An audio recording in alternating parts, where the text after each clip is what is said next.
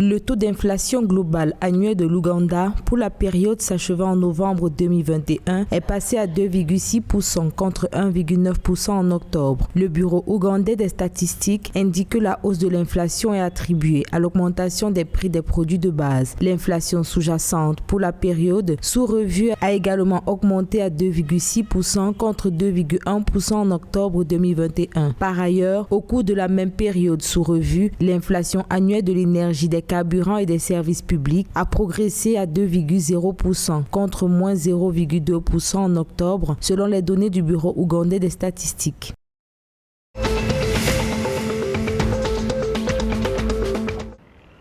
Les autorités tanzaniennes ont annoncé le 30 novembre 2021 le début des préparatifs pour la construction d'un téléphérique sur le mont Kilimandjaro, la plus haute montagne d'Afrique. Selon le ministère du Tourisme, le téléphérique serait principalement utilisé par les touristes et les grimpeurs incapables de marcher jusqu'au sommet. Notons que le mont Kilimandjaro, l'une des principales destinations touristiques de Tanzanie, culmine à 5895 mètres au-dessus du niveau de la mer. Environ 50 000 alpinistes venus du monde entier tentent chaque année d'atteindre son sommet selon les données gouvernementales.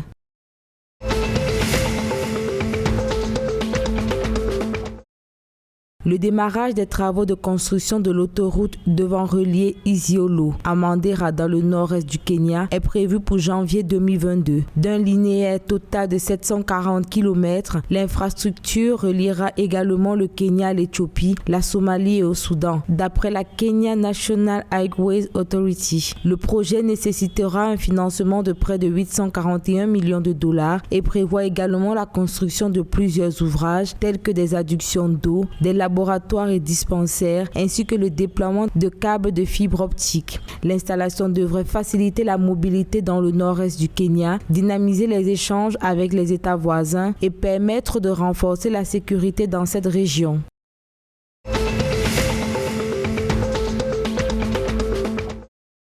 Deux accords de financement ont été signés le 29 novembre 2021 entre le Rwanda et l'Allemagne pour soutenir les familles et les petites et moyennes entreprises rwandaises touchées par la Covid-19. Décaissé sous forme de subventions par le gouvernement allemand, cet appui est destiné à renforcer la protection sociale et à relancer les PME rwandaises exerçant dans le domaine de l'exportation. Les accords sont estimés à un montant global de près de 50 millions de dollars selon le ministère rwandais des Finances. Le Rwanda et l'Allemagne ont également pris 2 engagements dans le domaine des technologies de l'information et de la communication à hauteur de 14,2 millions de dollars et de la gestion d'un fonds commun de finances publiques de 4,5 millions de dollars.